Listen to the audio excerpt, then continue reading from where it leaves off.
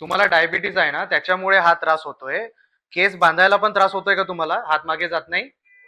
अच्छा अच्छा, ठीक आहे. डायबिटीसमुळे हा त्रास होतोय, याला फ्रोझन शोल्डर असं म्हणतात. याच्यामध्ये तुमचा जो खांदा आहे त्याच्या आजूबाजूचं जे आवरण असतं सगळं, ते पूर्णपणे टाईट होऊन जातं, कडक होऊन जातं. त्याच्यामुळे हात वर खाली जात नाही आणि केस बांधताना किंवा मागे जाताना त्रास होतो.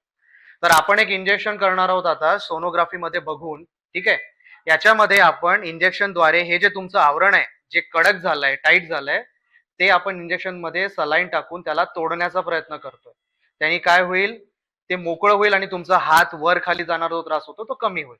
ठीक आहे. मी आता इथे सुन्न करण्यासाठी एक सुई देतोय. काही त्रास होतोय? बर.